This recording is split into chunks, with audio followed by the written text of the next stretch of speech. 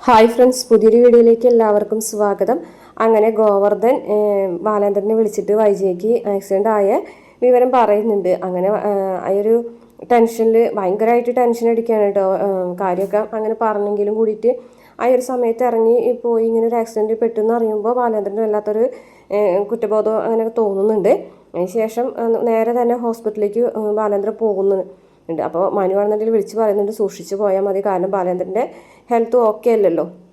അതിനുശേഷം നമ്മുടെ അലീനയാണെന്നുണ്ടെങ്കിൽ ബ്രിജിത്ത മമ്മിയുടെ ഫോട്ടോ എടുത്തിട്ട് ഇങ്ങനെ തൊഴുത് ചോദിക്കുകയാണ് മമ്മിനോട്, ഞാൻ അന്നേ പറഞ്ഞതല്ലേ മമ്മി എന്നെ ഇങ്ങോട്ട് വിടണ്ടാന്ന്, ഞാൻ ഇങ്ങോട്ട് വന്നാൽ ശരിയാവില്ല എന്ന് പറഞ്ഞതല്ലേ, വേറെ ഏതെങ്കിലും വീട്ടിൽ പോയിട്ട് എന്തെങ്കിലും ജോലി ചെയ്ത് ഞാൻ ജീവിച്ചേനെ, ഇതിപ്പോൾ ഒരു കുടുംബം തകർന്നു, ബന്ധുക്കൾ തമ്മിൽ വഴക്കായി, അങ്ങോട്ടും ഇങ്ങോട്ടും കണ്ടാൽ മിണ്ടാണ്ടായി, പ്രശ്നങ്ങൾ മാത്രമേ ഉള്ളൂ ഈ വീട്ടിൽ. ഓരോ ദിവസം കഴിയും തോറും പ്രശ്നങ്ങൾ കൂടിക്കൊണ്ട് വരികയാണ്. ഇപ്പോൾ ദാ മേഡത്തിന് ആക്സിഡൻ്റ് ആയി, ഇനി എന്തൊക്കെയാണ് സംഭവിക്കാൻ പോകുന്നതെന്ന് അറിയാം.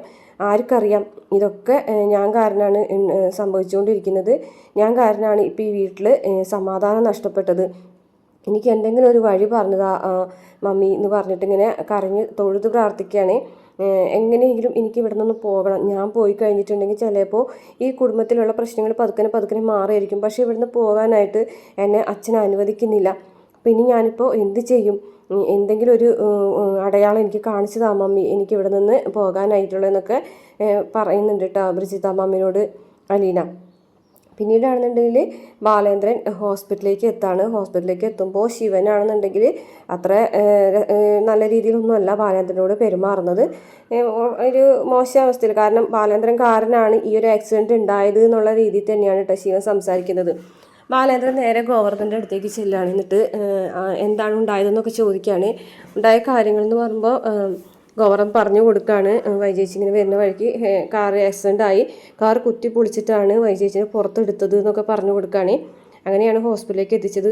പരിചയമുള്ള ഒരാൾ എന്നെ വിളിച്ച് പറഞ്ഞാണ്, അങ്ങനെയാണ് ഞാൻ വിവരം അറിഞ്ഞത്. അപ്പോൾ തന്നെ ഞാൻ ബാലേട്ടനെ വിളിച്ചു. അത് കഴിഞ്ഞതിന് ശേഷം ഞാൻ ശിവേട്ടനും കൂടെ വിളിച്ച് പറഞ്ഞിട്ടുണ്ടായിരുന്നു എന്നൊക്കെ പറയുകയാണ്. ബാലേന്ദ്രനാണെന്നുണ്ടെങ്കിൽ പറയുന്നുണ്ട് ഇപ്പോഴത്തെ സിറ്റുവേഷൻ എന്താണെന്ന് ചോദിക്കുകയാണ്. ഓപ്പറേഷൻ തിയേറ്ററിലേക്ക് കൊണ്ടുപോയിട്ടുണ്ട്, ഒന്നും പറയാറായിട്ടില്ല എന്ന് ഡോക്ടർമാർ പറഞ്ഞതെന്ന് പറയുമ്പോൾ പെട്ടെന്ന് ബാലേന്ദ്രന് വല്ലാത്തൊരു അവസ്ഥ തോന്നുകയാണ് കേട്ടോ. കാരണം അങ്ങനെയൊക്കെ പറഞ്ഞെന്ന് വിചാരിച്ചിട്ട് ഒരു കുറ്റബോധമോ അല്ലെങ്കിൽ ഒരു സങ്കടമോ അല്ലെങ്കിൽ അങ്ങനെയൊക്കെയോ ബാലേന്ദ്രൻ്റെ മനസ്സിലിങ്ങനെ വരികയാണ് കേട്ടോ. ബാലേന്ദ്രൻ പറയുന്നുണ്ട് അങ്ങനെയൊന്നും ഒരു കുഴപ്പവും സംഭവിക്കില്ല അവൾക്ക്, അങ്ങനെയൊന്നും അവൾക്ക് പോകാൻ കഴിയില്ല, കാരണം ചെയ്തു വെച്ചതിൻ്റെ ഒക്കെ അനുഭവിച്ചിട്ടല്ലേ പോകാൻ പറ്റുള്ളൂ, പെട്ടെന്ന് അങ്ങനെ മരിച്ചു പോയാൽ ശരിയാവില്ലല്ലോ എന്നുള്ള രീതിയിലും ബാലേന്ദ്രൻ സംസാരിക്കുന്നുണ്ട്. ഈ സമയത്ത് മനു ഹോസ്പിറ്റലിലേക്ക് എത്താണ് കേട്ടോ. മനു ഹോസ്പിറ്റലിലേക്ക് എത്തിയിട്ട് മനു വിവരങ്ങളൊക്കെ അന്വേഷിക്കുന്നുണ്ട്. അപ്പോൾ ഇതുതന്നെയാണ് പറയുന്നത്, എന്താണ് ഒന്നും ഇതുവരെയും ഡോക്ടർമാരൊന്നും പറഞ്ഞിട്ടില്ല, അങ്ങോട്ടോ ഇങ്ങോട്ടോ ഒന്നും ഇല്ലാത്തൊരു അവസ്ഥയിലാണെന്ന് പറയുന്നുണ്ട്. അത് അങ്ങനെ മനുവിനത് കേൾക്കുമ്പോൾ ഭയങ്കര സങ്കടമാണ്. കാര്യം എന്തൊക്കെയാണെന്നുണ്ടെങ്കിലും ഇങ്ങനെ ഒരു അപകടം സംഭവിച്ചെന്ന് പറയുമ്പോൾ എല്ലാവരും ഒറ്റക്കെട്ടായിട്ട് നിൽക്കേണ്ട അവസ്ഥയാണ്. പക്ഷേ ശിവനും രാജീവനാണെന്നുണ്ടെങ്കിൽ ബാലേന്ദ്രൻ വന്നതും ബാലേന്ദ്രൻ്റെ കുറ്റം പറയാൻ തുടങ്ങണം കേട്ടോ. കാരണം ബാലേന്ദ്രൻ കാരനാണ് ഈ ആക്സിഡൻറ്റ് സംഭവിച്ചതെന്നുള്ള രീതിയിൽ സംസാരിക്കുകയാണ്. അങ്ങനെ സംസാരിക്കുമ്പോൾ അത് ഒട്ടും തന്നെ മനുവിന് ഇഷ്ടപ്പെടുന്നില്ല കേട്ടോ ബാലേന്ദ്രൻ്റെ കുറ്റം പറയുന്നത്. അപ്പോൾ മനു ചോദിക്കുന്നുണ്ട്, ഈ 1:30 സമയത്ത് ആൻറ്റി എന്തിനാണ് അവിടെ നിന്ന് വണ്ടി എടുത്ത് പോകുന്നത്, അത് അറിയണ്ടേന്ന് ചോദിക്കുകയാണ്. അപ്പോൾ അവൾക്ക് ആ വീട്ടിൽ സ്വസ്ഥതയും സമാധാനം ഇല്ലാത്തതുകൊണ്ടായിരിക്കും, അവൾക്ക് ഉറക്കം കിട്ടിയിട്ടുണ്ടാവില്ല. ബാലചന്ദ്രൻ ഫ്ലാഷ് ബാക്ക് അറിഞ്ഞതല്ലേ, ആയ കാലത്ത് അവൻ അവിടെ ഇവിടെ നടന്ന ഒരു കൊച്ചിനെ ഉണ്ടാക്കിയിട്ട് അതിനെയും കൊണ്ട് വന്നു കഴിഞ്ഞിട്ട് സ്വന്തം മകളാണെന്ന് പറഞ്ഞാൽ ഏത് ഭാര്യയായിട്ടാ സഹിക്കുക? നിൻ്റെ അമ്മയാണെന്നുണ്ടെങ്കിൽ അങ്ങനെ സഹിക്കുമോ? വേറെ ഏതെങ്കിലും പെണ്ണെങ്കിലും സഹിക്കുമോ? സ്വന്തം ഭർത്താവിന് വേറൊരു പെണ്ണിലെ ഒരു കുട്ടി ഉണ്ടായിരുന്നു എന്നും ആ കുട്ടീനെ സ്വന്തം വീട്ടിൽ കൊണ്ടുവന്നിട്ട് സകല സൗഭാഗ്യങ്ങളും അധികാരങ്ങളും കൊടുത്ത് ഭാര്യനെ ചവിട്ടി താഴ്ത്തി അങ്ങേയറ്റം അപമാനിക്കുകയും പരിഹസിക്കുകയൊക്കെ ചെയ്യുന്നത് ഏതെങ്കിലും പെണ്ണ് സഹിക്കുമോ എന്നൊക്കെ ചോദിക്കുകയാണ് കേട്ടോ രാജീവനും അതുപോലെ ശിവനും. അപ്പോൾ മനുവിന് ഇതൊക്കെ കേട്ടിട്ട് പറയണോ പറയണ്ടേ എന്നുള്ള രീതിയിൽ കാര്യങ്ങളൊക്കെ മനുവിന് അറിയാലോ. പക്ഷേ പറഞ്ഞാൽ ശരിയാവില്ല. പക്ഷേ ബാലേന്ദ്രനെ വീണ്ടും ഇവർ ചവിട്ടി താഴ്ത്തുന്ന രീതിയിൽ സംസാരിച്ചുകൊണ്ടിരിക്കുകയാണ്. അവൻ കാരണമാണ് ഇങ്ങനെ സംഭവിച്ചത്, അവൻ്റെ നടപ്പുകൊണ്ടാണ്, അവൻ്റെ ആയ കാലത്തുള്ള അവൻ്റെ നല്ല നടപ്പുകൊണ്ടാണ് ഇങ്ങനെയൊക്കെ ആയിത്തീർന്നത്, അവൻ കാരണമാണ് വൈദ്യുതി ജീവൻ ഇപ്പോൾ അപകടത്തിലായെന്നൊക്കെ പറയുമ്പോൾ ദേഷ്യം വരികയാണ് കേട്ടോ മനുവിന് ദേഷ്യം വേണ്ട. മനു പറയുന്നുണ്ട്, നിങ്ങൾ വെറുതെ ആവശ്യമില്ലാത്ത കാര്യങ്ങളൊക്കെ സംസാരിക്കാൻ നിൽക്കേണ്ട, പഴയ കാര്യങ്ങളൊക്കെ കുത്തിപ്പോക്കേണ്ട കാര്യമില്ല എന്നൊക്കെ പറയാണ്. വൈജാന്തിക്ക് കുറച്ച് അഹങ്കാരം കൂടുതലാണ്, അതുകൊണ്ടല്ലേ ഈ ഒരു സമയത്ത് ഈ രാത്രി ആരോടും പറയാതെ വണ്ടി എടുത്ത് പുറത്തേക്ക് ഇറങ്ങിയെന്നൊക്കെ ചോദിക്കുകയാണ്. ഇതേ സമയം ബാലേന്ദ്രനാണെന്നുണ്ടെങ്കിൽ ഗോവർദ്ധനോട് പറയുന്നുണ്ട് അവൾ അങ്ങനെയൊന്നും പോകൂല, അവൾക്ക് അങ്ങനെയൊന്നും പോകാൻ കഴിയൂല, കാരണം അത്രമാത്രം ചെയ്തു വെച്ചിട്ടുണ്ട്. എന്നെ പൊട്ടനാക്കിയിട്ട് ഇതൊക്കെ അനുഭവിക്കാൻ എന്നെ ഇവിടെ ഇട്ടിട്ട് അവൾ ഒറ്റയ്ക്ക് പോവുകയെ, അതെങ്ങനെ ശരിയാവും? അത് ശരിയാവില്ല, എന്നെ പൊട്ടനാക്കി കൊണ്ട് അവൾക്ക് ഇവിടുന്ന് രക്ഷപ്പെടാൻ കഴിയില്ല എന്നൊക്കെ ഇങ്ങനെ പറഞ്ഞുകൊണ്ടിരിക്കുകയാണ്. ഈ സമയത്ത് രാജീവൻ പറയുന്നുണ്ട് ബാലേന്ദ്രൻ്റെ ഫ്ലാഷ് ബാക്ക് അറിഞ്ഞ സങ്കടത്തിലായിരിക്കും വൈജ അവിടെ നിന്ന് ആ ഒരു സമയത്ത് ഇറങ്ങിപ്പോകുന്നതെന്ന് പറയാൻ കേട്ടോ. അപ്പോൾ മനു ദേഷ്യം വന്നിട്ട് പറയുന്നുണ്ട് ആൻറ്റിയുടെ ഫ്ലാഷ് ബാക്കും അത്ര നല്ലതൊന്നുമല്ലല്ലോ ആണോ എന്ന് ചോദിക്കുകയാണ്. ഇത് കേൾക്കുമ്പോൾ രാജീവനും ശിവനൊക്കെ ആകെ ഞെട്ടാണ് കേട്ടോ. മനു എന്തേ പറയുന്നതെന്ന് അവർക്ക് മനസ്സിലാവുന്നില്ല. നീ എന്താ അങ്ങനെ സംസാരിക്കുന്നത്?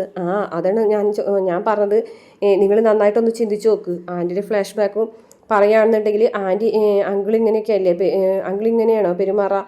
ആണോ? അങ്ങനെ ഒരിക്കലും എനിക്ക് തോന്നുന്നില്ല ആൻറ്റിയുടെ ഫ്ലാഷ് ബാക്ക് അറിഞ്ഞാൽ അങ്കിൾ ഇങ്ങനെയൊക്കെയാണ് പെരുമാറാന്ന്. നീ എന്താ ഇങ്ങനെ പറയുന്നതെന്ന് ശിവൻ ചോദിക്കുകയാണ്.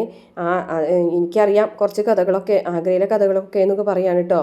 അപ്പം പെട്ടെന്ന് തന്നെ ശിവന് ആകെ വല്ലാത്ത ടെൻഷനാവാണ്. അങ്ങനെ മനു അവിടെ നിന്ന് പോകുമ്പോൾ ശിവനും രാജീവനും കൂടി തമ്മിൽ സംസാരിക്കുകയാണ്. ഇവൻ എന്താ ശിവേട്ട ഇങ്ങനെയൊക്കെ പറയുന്നത്? അത് ചിലപ്പോൾ ആ ബാലേന്ദ്രൻ പറഞ്ഞു കൊടുത്തായിരിക്കും എന്ന് ശിവൻ പറയുന്നു. ബാലേന്ദ്രൻ എങ്ങനെ അറിയാം ആഗ്രയിലെ കാര്യങ്ങളൊക്കെ എന്ന് ചോദിക്കുകയാണ് കേട്ടോ.